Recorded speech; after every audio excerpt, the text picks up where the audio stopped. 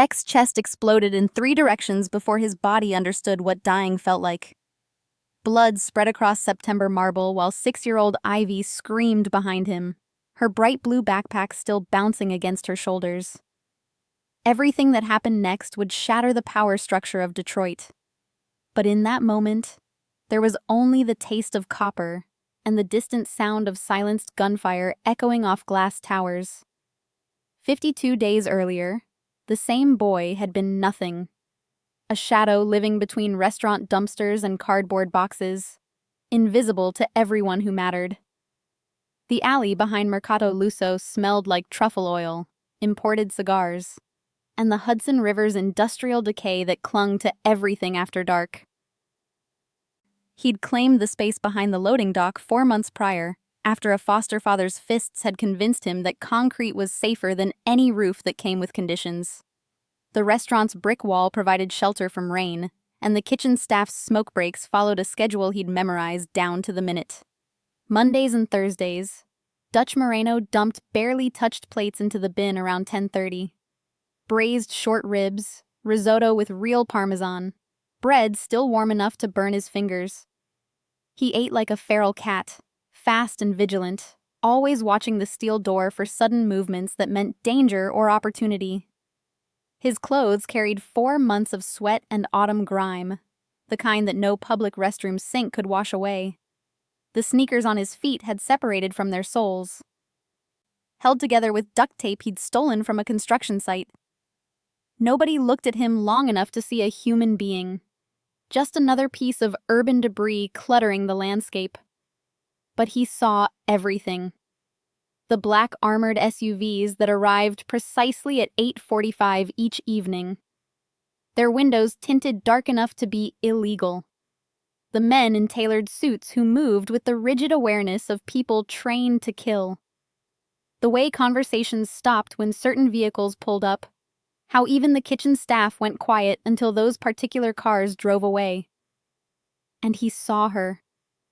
What Beck didn't know was that the child he'd been watching every night would soon be the reason he'd stop being invisible forever.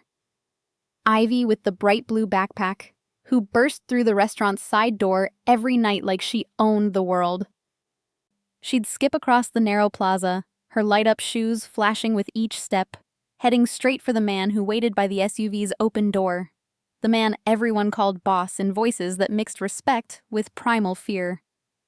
Beck had watched Sullivan Drake end phone calls with single words that made grown men pale. He'd seen him slip Dutch a $100 bill for remembering his daughter's favorite gelato flavor.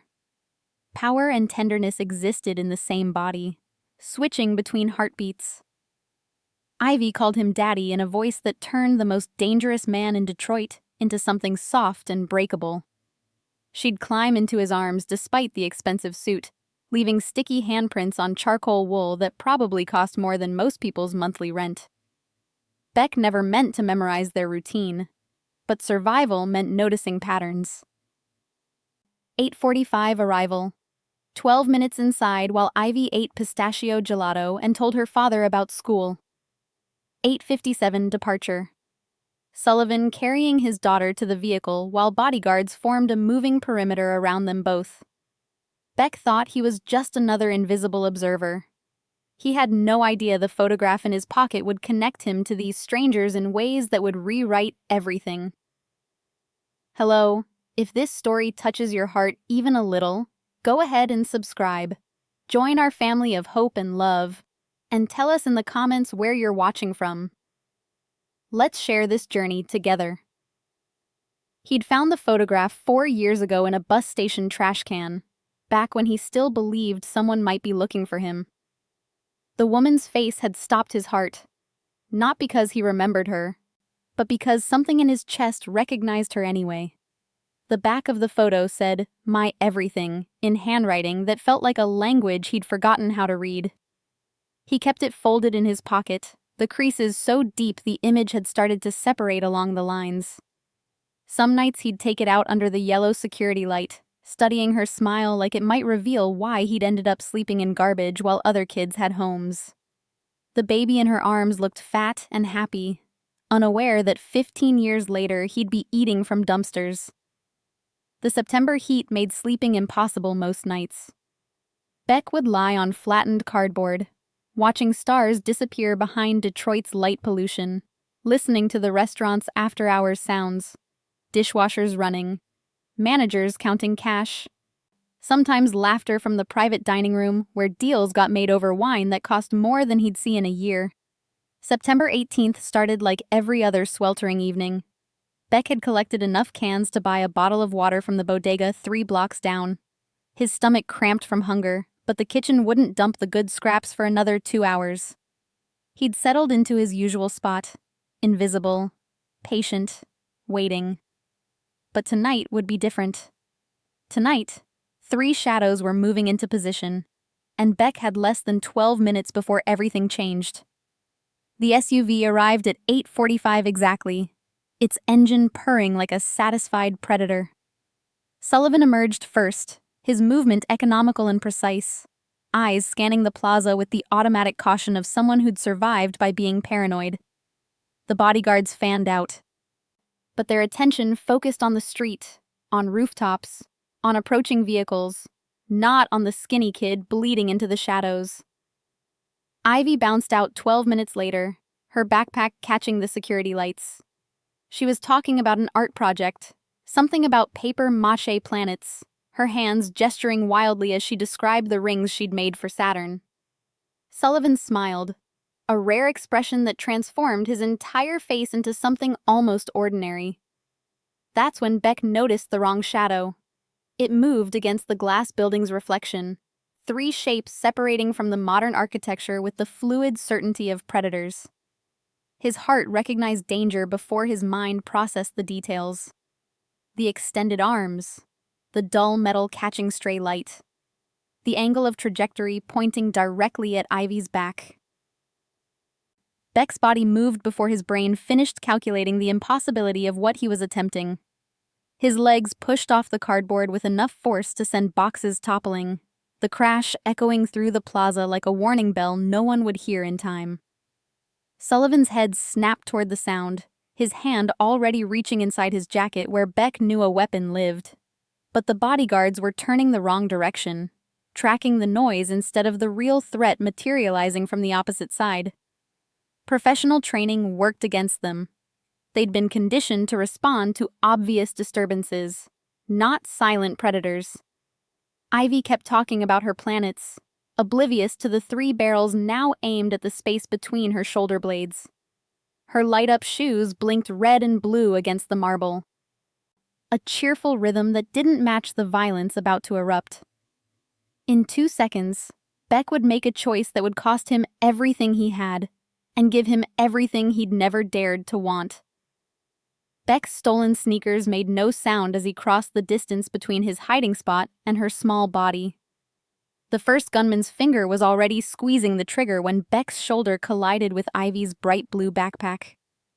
The impact sent her sprawling sideways into her father's legs, her surprised yelp cutting through the humid air. Sullivan caught her reflexively, his body twisting to shield her even as his mind struggled to process why a homeless kid had just attacked his daughter. The first bullet hit Beck's chest before he'd finished his forward momentum. It felt like being punched by something made of fire and iron, the impact spinning him halfway around. He saw Sullivan's face transform from confusion to understanding in the space between heartbeats, saw the exact moment the boss realized what was actually happening. The second shot caught his shoulder as he fell, tearing through muscle and scraping bone with enough force to knock him completely sideways. Beck's vision whited out for a second, his body hitting the marble hard enough to drive the air from his lungs. Through the ringing in his ears, he heard Ivy screaming his name. Except she didn't know his name, so she was just screaming. The third bullet grazed his temple, close enough that he felt the heat of it passing. Blood ran into his eye, hot and sticky, turning half the world red. The bodyguards were firing now, their weapons making different sounds than the silenced ones, loud cracks that echoed off glass buildings and set off car alarms 3 blocks away. Beck's cheek pressed against marble that still held the day's heat. He could smell motor oil and something sweet. Ivy's strawberry shampoo, because she was crouching next to him now, her small hands trying to stop the bleeding with her pink shirt. Sullivan was shouting orders in a voice that could have shattered glass, his weapon tracking the shadows where the gunmen had been. But the assassins were already gone, melting back into the cityscape like they'd never existed. Only the brass casings on the ground proved it hadn't been a nightmare. Those, and the blood pooling around Beck's body, spreading in a circle that reflected the plaza's security lights. What Sullivan was about to discover in Beck's pocket would shatter 15 years of grief and reveal a conspiracy that had stolen everything from both of them. Ivy's face hovered above his, tears streaming down her cheeks as she pressed her backpack against his chest. The pressure sent fresh agony through his body, but he couldn't make his voice work to tell her to stop. She was saying something, the same words over and over, but they weren't reaching his brain correctly. Sullivan dropped to his knees beside them, his expensive suit soaking up blood without hesitation. His hands moved with surprising gentleness, checking for exit wounds and arterial bleeding with the efficiency of someone who'd done this before. When he pressed against the shoulder wound, Beck's back arched, a sound escaping his throat that didn't seem human. More footsteps echoed through the plaza, bodyguards returning, restaurant staff spilling out the doors, voices overlapping in questions and panic. Someone was calling for an ambulance, but Sullivan cut them off with a single word that made everyone freeze. "My car. Now." He goes to Mercy Grace, Dr. Foster's unit. No questions, no records, no police. They lifted Beck between them, their hands impersonal but urgent. The world tilted and spun, marble giving way to leather seats that smelled like Ivy's strawberry shampoo and her father's cologne. The girl climbed in beside him, still pressing her backpack against his chest, her voice finally reaching him clearly. "Please don't die. Please don't die. Please don't die." Sullivan slid in on his other side, barking orders to the driver while simultaneously calling ahead to the hospital. But his free hand rested on Beck's forehead, checking for fever and shock with a gentleness that didn't match the violence in his voice when he promised someone on the phone that he'd personally kill them if his daughter's savior didn't survive. The SUV's tires screamed against marble, running red lights through downtown Detroit. Through the tinted windows, Beck watched security lights blur into continuous lines of gold. His pocket felt heavy where the photograph rested. That folded piece of paper that was the only proof he'd ever been someone's everything. Pain was eating him from the inside out. But somewhere under the agony, a strange thought surfaced. This was the first time in 4 years that someone had touched him like he mattered. Ivy's small hands, Sullivan's firm pressure against his wounds, the bodyguard's careful grip. All of it proving he was real, visible, worth saving. The hospital appeared through the windshield like a fortress of white light. Sullivan was already out before the vehicle stopped, carrying Beck in his arms like he weighed nothing. Ivy ran alongside them, still clutching her blood-soaked backpack, refusing to let go even when a nurse tried to pull her away. The automatic doors swallowed them all, and Beck's consciousness started to fragment into pieces that didn't quite fit together anymore. Beck had learned to move through the city like smoke, present but unnoticed. Because visibility meant questions. Questions meant attention. And attention always ended in pain. The alley behind Mercado Luso had been his territory for 4 months now. Ever since Ray Becker's fists had taught him that concrete was safer than any roof that came with conditions. The brick wall provided shelter from rain when it came, and the restaurant's rhythm had become as familiar as his own heartbeat. Dutch Moreno took his smoke breaks at 10:15 and 2:30, like clockwork. The dishwashers changed shift at 9, and on Mondays and Thursdays, around 10:30, Dutch dumped the good scraps, braised short ribs that still had meat on them, risotto with actual parmesan, bread warm enough to burn his fingers. Beck ate like a feral cat, fast, vigilant, always watching the steel door for sudden movements. This system had failed Beck for 15 years, a society that looked through homeless children like they were ghosts. But the real villain wasn't just indifference. It was something far more deliberate. His clothes carried 4 months of street grime, the kind that no public restroom sink could wash away no matter how hard he scrubbed. The sneakers on his feet had separated from their soles weeks ago, held together with duct tape he'd stolen from a construction site. Nobody looked at him long enough to see a human being. Just another piece of urban debris cluttering the landscape. But he saw everything. The black armored SUVs arrived at 8:45 every evening. Windows tinted dark enough to be illegal. Men in tailored suits moved with the rigid awareness of people trained to kill, scanning rooftops and shadows with eyes that missed nothing. The kitchen staff went quiet when those vehicles pulled up, conversations dying mid-sentence. And then she appeared. If this story touches your heart even a little, go ahead and subscribe, join our family of hope and love, and tell us in the comments where you're watching from. Let's share this journey together. Ivy, with the bright blue backpack, burst through the side door like she owned the world. Her light-up shoes flashed red and blue with each skip across the plaza, heading straight for the man who waited by the SUV's open door. The man everyone called boss in voices that mixed respect with primal fear. Beck had watched Sullivan Drake end phone calls with single words that made grown men pale. He'd seen him slip Dutch a $100 bill for remembering his daughter's favorite gelato flavor. Power and tenderness existed in the same body, switching between heartbeats. Ivy called him Daddy in a voice that turned Detroit's most dangerous man into something soft and breakable. She'd climb into his arms despite the expensive suit, leaving sticky handprints on charcoal wool that probably cost more than most people's monthly rent. Beck never meant to memorize their routine, but survival meant noticing patterns. 8:45 arrival. 12 minutes inside while Ivy ate pistachio gelato and told her father about school. 8:57 departure. Sullivan carrying his daughter back to the vehicle while bodyguards formed a moving perimeter around them both.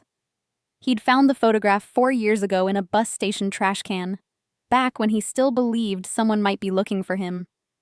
The woman's face had stopped his heart, not because he remembered her, but because something in his chest recognized her anyway. The back of the photo said, "My everything," in handwriting that felt like a language he'd forgotten how to read. He kept it folded in his pocket, the creases so deep the image had started to separate along the lines. Some nights he'd take it out under the yellow security light, studying her smile like it might reveal why he'd ended up sleeping in garbage while other kids had homes. The baby in her arms looked fat and happy, unaware that 15 years later he'd be eating from dumpsters. September heat made sleeping impossible most nights. Beck would lie on flattened cardboard, watching stars disappear behind Detroit's light pollution, listening to the restaurant's after-hours sounds. Dishwashers running, managers counting cash. Sometimes laughter from the private dining room where deals got made over wine that cost more than he'd see in a year. Tonight felt like every other sweltering evening. Beck had collected enough cans to buy water from the bodega 3 blocks down. His stomach cramped from hunger, but the kitchen wouldn't dump the good scraps for another 2 hours. He settled into his usual spot. Invisible. Patient. Waiting. 50 feet from the father he'd never known, eating garbage from the restaurant that should have been his legacy, carrying a photograph of the mother who'd died trying to save him. But Beck didn't know any of that yet. He was just a shadow in an alley, watching a family that looked like something from another world. The SUV arrived at 8:45 exactly, its engine purring like a satisfied predator. Sullivan emerged first, his movement economical and precise, eyes scanning the plaza with automatic caution. The bodyguards fanned out, but their attention focused on the street, on rooftops, on approaching vehicles, not on the skinny kid bleeding into the shadows. Ivy bounced out 12 minutes later, her backpack catching the security lights. She was talking about an art project, something about paper-mache planets, her hands gesturing wildly as she described the rings she'd made for Saturn.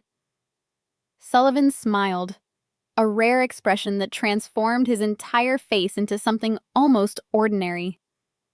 That's when Beck noticed the wrong shadow. The assassins had been planning this for weeks, but they didn't know about the homeless boy who saw everything and was about to ruin everything. It moved against the glass building's reflection, three shapes separating from the modern architecture with fluid certainty. His heart recognized danger before his mind processed details. Extended arms, dull metal catching stray light. The angle of trajectory pointing directly at Ivy's back. Beck's body moved before his brain finished calculating impossibility. His legs pushed off the cardboard with enough force to send boxes toppling, the crash echoing through the plaza like a warning bell no one would hear in time. Sullivan's head snapped toward the sound, his hand already reaching inside his jacket. But the bodyguards were turning the wrong direction, tracking the noise instead of the real threat. Professional training worked against them. Ivy kept talking about her planets, oblivious to the three barrels aimed at the space between her shoulder blades. Her light-up shoes blinked red and blue against marble, a cheerful rhythm that didn't match the violence about to erupt. Beck's stolen sneakers made no sound as he crossed the distance. The first gunman's finger was already squeezing the trigger when Beck's shoulder collided with Ivy's bright blue backpack. The impact sent her sprawling sideways into her father's legs. Sullivan caught her reflexively, his body twisting to shield her even as his mind struggled to process why a homeless kid had just attacked his daughter. The first bullet hit Beck's chest before he'd finished his forward momentum. It felt like being punched by something made of fire and iron, spinning him halfway around. He saw Sullivan's face transform from confusion to understanding in the space between heartbeats, the exact moment the boss realized what was actually happening. The second shot caught his shoulder as he fell, tearing through muscle and scraping bone. Beck's vision whited out, his body hitting marble hard enough to drive air from his lungs. Through ringing in his ears, he heard Ivy screaming. The third bullet grazed his temple, close enough he felt the heat of it passing. Blood ran into his eye, hot and sticky, turning half the world red.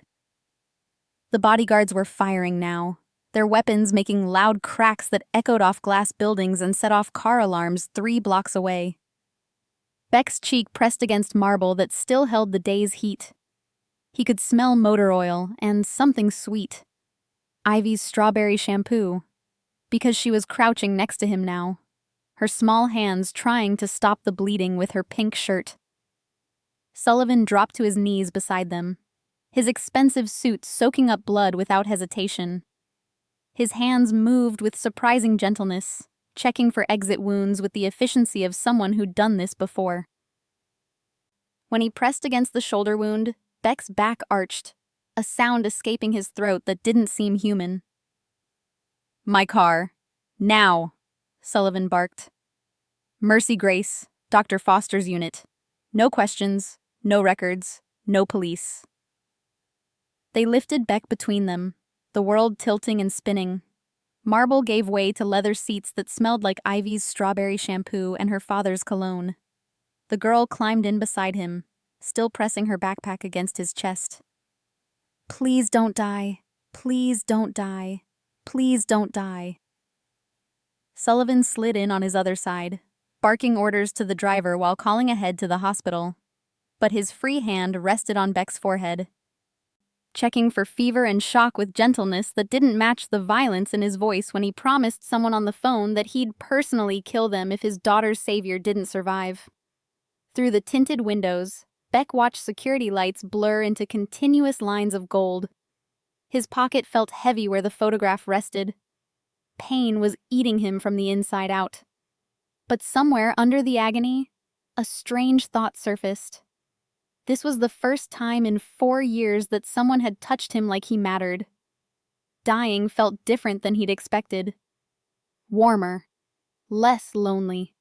Because for the first time in 15 years, someone was holding him like he was worth saving. What the nurses were about to find in Beck's pocket would stop Sullivan's heart and reveal a truth that had been buried for 15 years. The ER at dawn existed in its own universe. Fluorescent bright and antiseptic clean. Dr. Naomi Foster appeared above Beck like an avenging angel, her hands already moving as she assessed damage with clinical precision. Chest wound missed the heart by centimeters. Shoulder needs reconstructive surgery. Temple graze was lucky. Another inch and we'd be having a very different conversation. The operating room smelled like fear disguised as sterility. An anesthesiologist appeared, explaining something about counting backward from 10. Beck's eyes stayed locked on Sullivan, watching the man who controlled Detroit's underworld stare at something in his hands. A photograph. Blood-soaked. Familiar. Nurse Teresa Valdez had found it while cutting away Beck's filthy clothes. Months of street grime. Layers of sweat. The evidence of invisibility made visible. Sullivan had snatched it before anyone else could look, studying what remained through crimson stains. His face went absolutely white. His lips formed words Beck couldn't hear over medical equipment wheeling into position. Then, darkness swallowed everything. Hours passed in fragments. Reconstructive work on shoulder bone fragments. Chest wound repair. Cleaning the temple graze that had come so close to ending everything before it began. Sullivan paced hallways, his voice dropping into ranges that sounded like death sentences delivered in Italian. Ivy camped outside the OR in blood-covered pink shirt and red pants, refusing to leave despite nurses' gentle attempts to move her. While Beck fought for his life in surgery, Sullivan was making a phone call that would confirm the impossible and expose a 15-year conspiracy. Beck woke in a luxury private room that belonged in a hotel, not a hospital. Leather chairs, mahogany furniture, windows showing skyline he'd only ever seen from below. Sullivan sat vigil in a leather chair, manila folder beside the photograph now preserved in an evidence bag. When Beck's breathing changed, Sullivan leaned forward. "The DNA results came back this morning," he said quietly. 48 hours. They told me impossible. But money makes impossible things happen fast. Beck's confusion must have shown, because Sullivan pulled out documents. Baby pictures Beck had never seen. A photo of a woman younger and laughing, her hand resting on a rounded belly.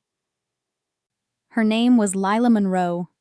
Sullivan's voice carried weight that had nothing to do with power. She was the only person who ever made me want to be something other than what I am. We had 9 months together before my uncle decided love was weakness that would destroy the family. The words hung in sterile air, rewriting 15 years of believing he'd been abandoned because he wasn't worth keeping. Beck had spent 15 years invisible. Now Sullivan Drake, the most powerful man in Detroit, was telling him he'd been visible all along, that someone had been looking for him, that he'd been worth searching for. The photograph on the nightstand caught morning light. My everything. Written in handwriting that suddenly made terrible, beautiful sense. She hadn't abandoned him. She'd died trying to save him. And the man sitting beside his hospital bed was the father he'd been watching from shadows for 4 months, never knowing he was staring at his own reflection 20 years forward. The truth Sullivan was about to reveal wasn't just about a car accident. It was about murder, conspiracy, and a man who'd destroyed an entire family to make Sullivan stronger. Sullivan Drake was a man who'd built an empire on information, so when he spoke, he dealt in facts delivered with surgical precision. Lila didn't die in a car accident, he said, his voice stripped of everything except cold truth. My uncle Vincent orchestrated her murder. She was 8 months pregnant with you, trying to run to safety when he had her car forced off the Detroit Bridge. Beck listened as Sullivan unfolded 15 years of conspiracy in clinical detail. The Hudson River at its deepest point. Chains and concrete ensuring the body would never surface. A death certificate issued despite no remains. And a baby, Beck himself, secretly placed in foster system under falsified identity. Vincent's motivation was simple, Sullivan continued. Love was weakness. Family was vulnerability. He was freeing me to become the leader our family needed. Ruthless, isolated, perfect. For 2 years, Sullivan had searched, called in every favor, threatened everyone who might know something. And Vincent had looked him in the eyes daily and helped search, knowing exactly where Lila's body was buried. You were 4 miles from my penthouse for 4 years, Sullivan's voice cracked. Sleeping in alleys while I ate 5-course dinners. Digging through trash while closets in my house held clothes I never wore. Beck's foster records told their own brutal story. Ray Becker in Newark, an alcoholic who liked his liquor more than feeding kids.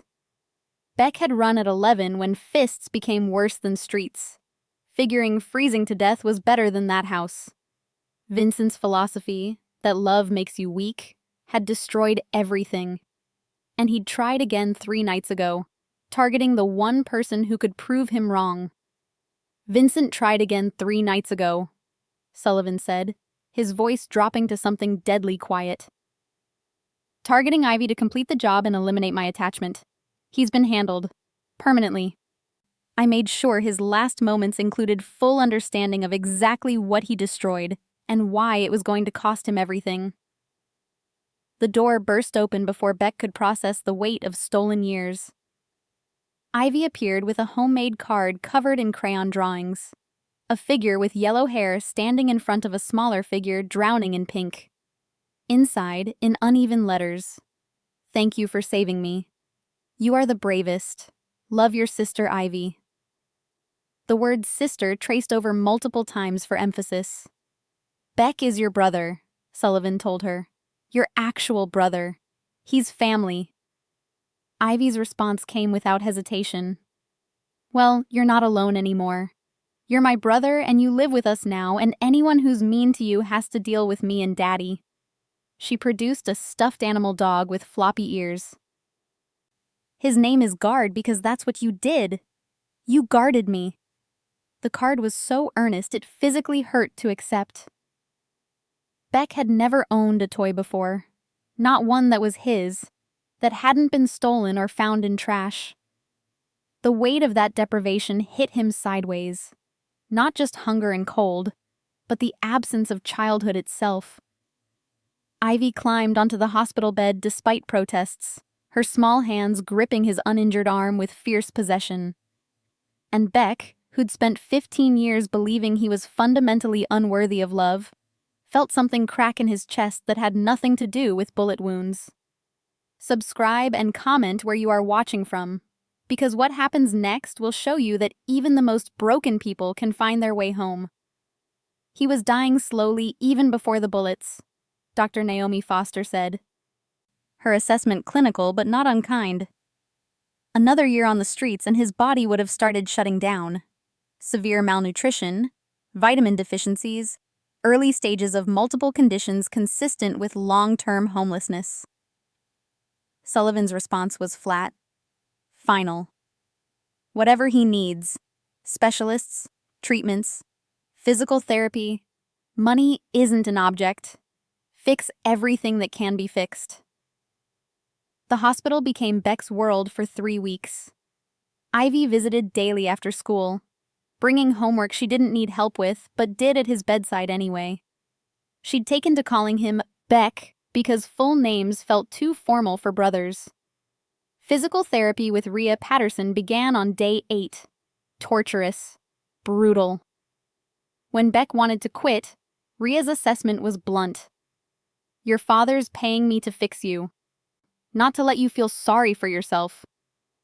The word father made Beck flinch harder than the exercises. Nutrition proved its own kind of torture. 6 small meals daily, his stomach relearning how to process real food. The first time he threw up from eating too much too fast, Ivy held his hand. Daddy says my insides were staging a revolution when I got food poisoning. I think your insides are just confused about being treated nice. Sullivan appeared at odd hours, sometimes 3 a.m. when his empire was quietest. He'd sit in the leather chair and talk about things that didn't matter. weather, traffic. The new chef at Mercado Luso who couldn't make risotto worth a damn. They were learning each other through small observations. Sullivan noticed Beck counted exits automatically. Beck noticed Sullivan's left hand always stayed near his weapon. But Beck's body wasn't the only thing that needed healing. His mind was about to show him just how deep the trauma ran. The nightmares started day 15, reliving the shooting, but Ivy died instead. Beck always too slow, watching her small body crumple. He also dreamed of Lila drowning in the Hudson while he watched from the bridge, unable to move or scream. Trauma counselor Bryn Kelly appeared after the third consecutive night of waking the entire ward. She left glossy pamphlets with stock photos of people looking pensively into distance. Beck threw them in the trash, unwilling to see his experience reduced to marketing materials. Sullivan started sleeping in the leather chair on night 17, after Beck woke shouting Ivy's name loud enough to bring security running. He didn't ask permission or explain, just positioned himself between Beck and the door. "You think I can't protect myself?" Beck challenged. "I think you've been protecting yourself alone for 15 years and you're exhausted," Sullivan said quietly. "Let someone else stand watch for once. That's what family does." Day 20 brought real clothes. Not expensive designer items, but jeans and a simple black t-shirt that felt soft against skin used to rougher textures. The tags were cut out. Beck suspected Ivy had something to do with that thoughtful detail. Getting dressed without help took 20 minutes and left him sweating from exertion. Sullivan found him sitting on the hospital bed edge, fully dressed but unable to stand without assistance. Neither spoke about it. Sullivan simply offered his arm. Beck took it. They walked out together in silence that said everything. The hospital had been liminal, not his past life, but not quite his future either. Walking out those doors meant accepting what came next, meant believing this was real. What Beck was about to see would prove that Sullivan hadn't just found his son. He'd been preparing a home for him without even knowing it. The SUV drive through Detroit felt surreal. Beck watched his city from inside an armored vehicle for the first time, seeing familiar streets through tinted windows that changed everything. They passed the alley behind Mercado Luso. His cardboard shelter was gone, the space cleaned and empty like he'd never existed there. "I had it cleared," Sullivan said without turning around. "Your things, what little there was, are in your new room, including that cardboard, if you want to keep it." The offer was absurd and thoughtful in equal measure. The penthouse occupied the top 3 floors of a downtown building Beck had passed hundreds of times without realizing anyone lived there. The lobby was all marble and gold fixtures, the kind of place that would have had security throwing him out before. The elevator required a special key, opening directly into the penthouse. Floor-to-ceiling windows offered views of Detroit and Manhattan beyond, skyline glittering like promises. "Your room's this way." Ivy grabbed his uninjured hand. "It's next to mine, so if you have nightmares, you can knock on the wall and I'll come over." Beck's bedroom was bigger than the entire ground floor of his foster house. A massive bed covered in blankets that looked dangerously soft dominated one wall. But the other wall made his throat close up. Someone, Sullivan, had recreated his alley space in miniature. The cardboard carefully preserved. His collection of found objects arranged on shelves like museum pieces. Lila's photograph cleaned and preserved in a proper frame on the nightstand. "Daddy said you might need familiar things while you adjust," Ivy said, watching his face carefully. "Is that okay? Are you mad?" Beck couldn't form words past the emotion lodged in his chest. The gesture was simultaneously the most thoughtful and most devastating thing anyone had ever done. His poverty turned into decoration. His suffering acknowledged like it mattered. The closet revealed more clothes than Beck had worn in his entire life. The bathroom had marble countertops, a glass-enclosed shower. towels on heated racks thicker than any blanket he'd slept under. Multiple shower heads with really good water pressure, Ivy said, like everyone knew about such things. Beck walked to the window instead, looking out at the city from a height that made everything below seem like a toy model. From here, you couldn't see alleys where kids slept in cardboard, couldn't smell garbage, couldn't feel concrete's retained heat. Detroit looked clean and manageable, all ugliness hidden by distance and altitude. "I know it's a lot," Sullivan said from the doorway. "If you need to leave, go back to what you know, I won't stop you. But I'm hoping you'll try this first. Try letting someone take care of you for once." Ivy held his hand, squeezing 3 times. "Trying is enough. The rest you learn by doing." First family dinner that evening. 3 chairs at a table that seated 12. Beck fumbled with silverware, hyper-aware of every sound, every mistake. Ivy deliberately copied his errors, making a game of it, knocking over her water and grinning like they were co-conspirators in chaos. Sullivan watched with carefully contained emotion, the crime lord completely undone by his daughter's laughter and his son's presence. But accepting family wasn't the end of the story. The people who'd tried to kill Ivy knew Beck existed now, and that made him a target. After dinner, Sullivan's tone shifted to business. "People who tried to kill Ivy know you exist now. You're a liability and a target. Training plan, self-defense, weapons handling, tactical awareness. You can't live looking over your shoulder, but you need to know how to protect yourself when looking isn't enough. Also learning the business. You're my heir whether you want to be or not. That means understanding how this empire actually functions. Education, private tutors. Beck chose that option. Not ready for other kids and their questions. "I can help with math." Ivy perked up. "I'm really good at math." The penthouse was everything he'd never let himself imagine wanting, which made it the most dangerous place he'd ever been, because now he had something to lose. Beck was about to learn that surviving and living were 2 completely different things, and one of them required something he'd never had to do before. Trust. Mornings belonged to Rhea Patterson and brutal physical therapy that rebuilt his shoulder one agonizing movement at a time. Afternoons brought private tutors who filled a 4-year education gap, helping Beck discover he was intelligent. He'd just never had the opportunity. Evenings were Ivy's domain. She taught him normal family life through play. Movie nights, board games, how to load a dishwasher, why you shouldn't put metal in the microwave. Lessons in domesticity from a 6-year-old who found his ignorance charming rather than shameful. Nights remained hard. Nightmares persisted, though their frequency decreased. Ivy would sneak past security to curl up in the chair beside his bed. Sullivan never said anything about it, just made sure she got to school on time regardless of where she'd slept. Week 5 brought Jade Cortez, former government security work in places officials didn't acknowledge. Efficient. Brutal.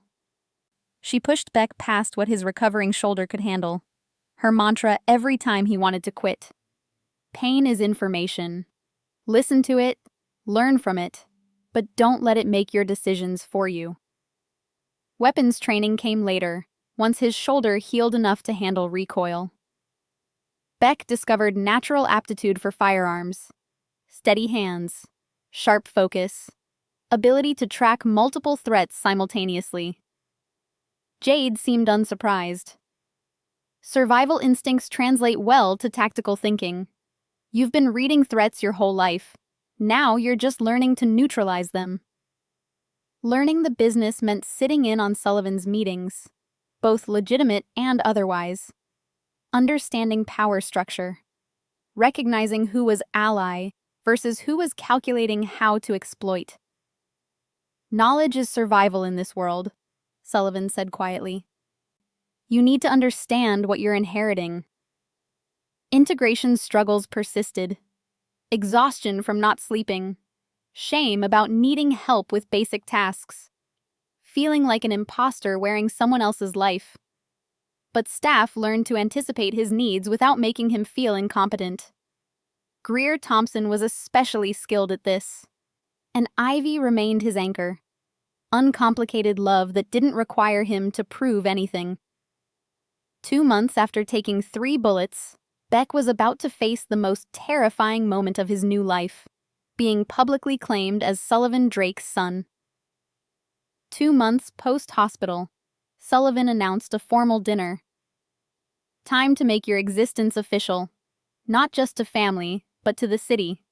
Associates and allies need to meet you. Beck's fears surfaced immediately. They'll see the homeless kid.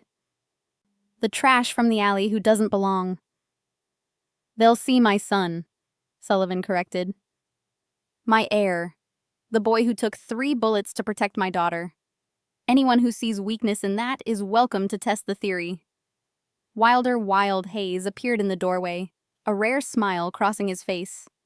You've been dead inside for 15 years, boss. Good to see you living again. Beck was learning the difference between surviving and living. Surviving meant making it to tomorrow. Living meant believing tomorrow might actually be better than today. This dinner would either prove that Beck belonged in Sullivan's world, or expose him as an imposter who'd never escape the alley. The suit cost more than Beck wanted to know.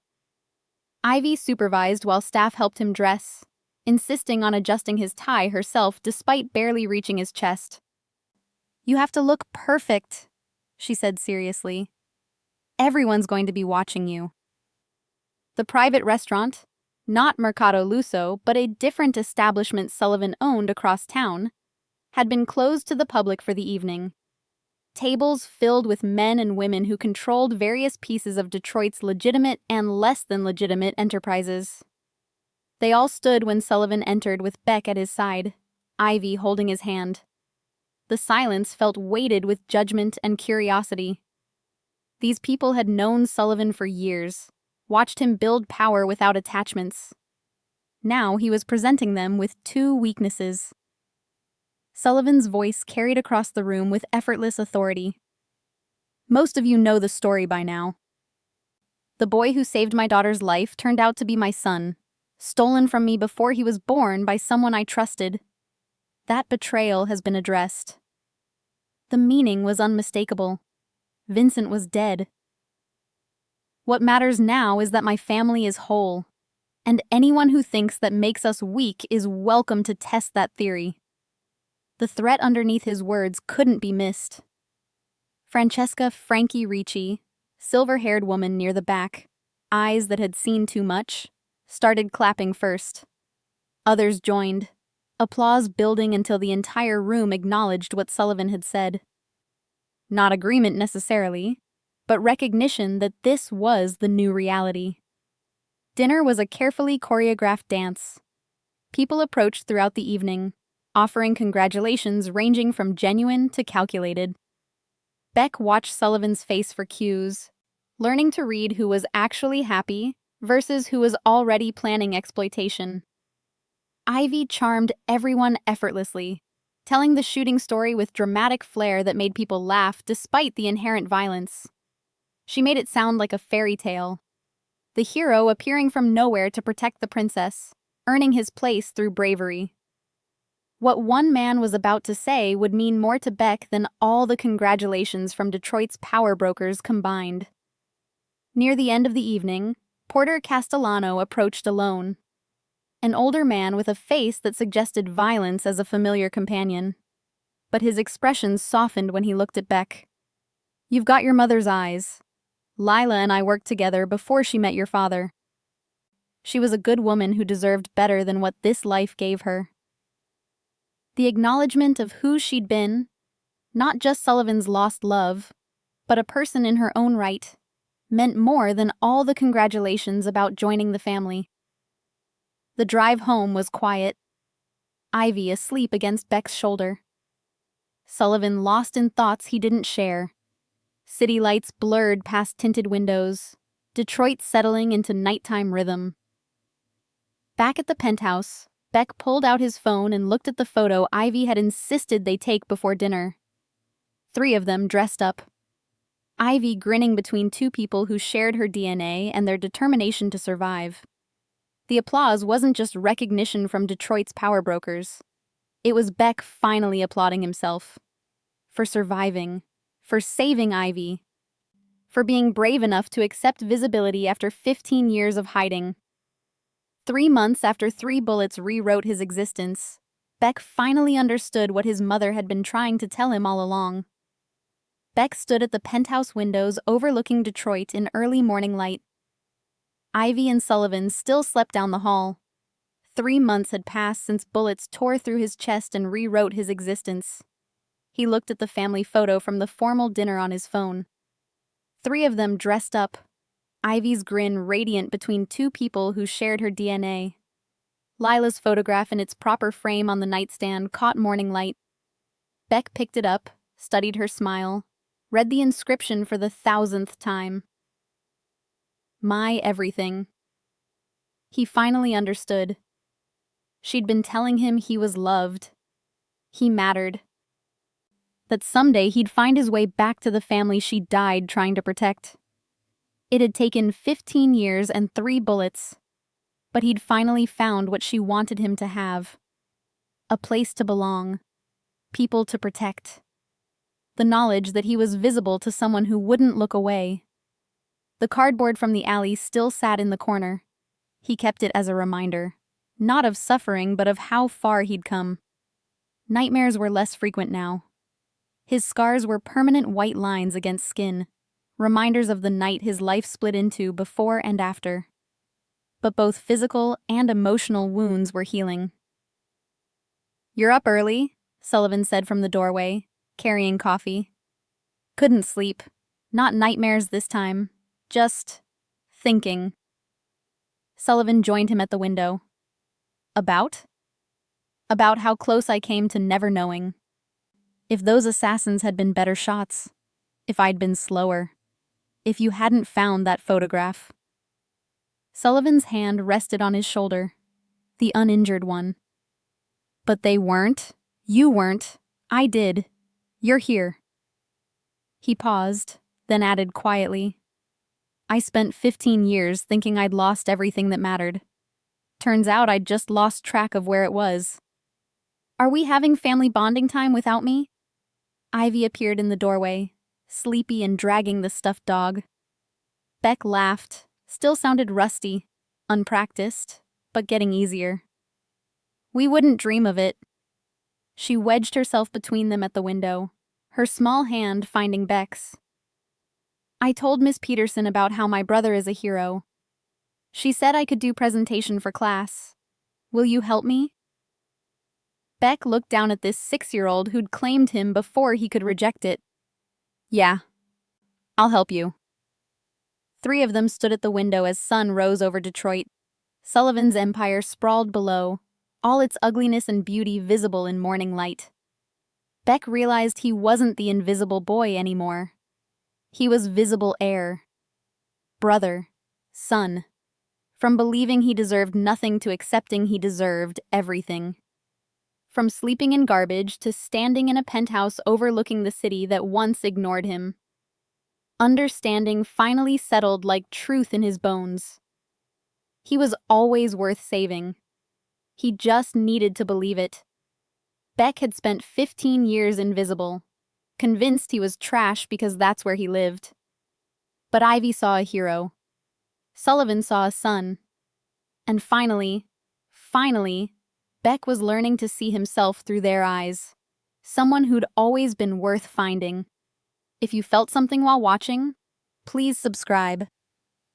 That's how I know these stories mean something to you, even on your TV. Take a second to join our community of story lovers. Your support keeps this world of emotions alive. Hello. If this story touches your heart even a little, go ahead and subscribe. Join our family of hope and love, and tell us in the comments where you're watching from. Let's share this journey together.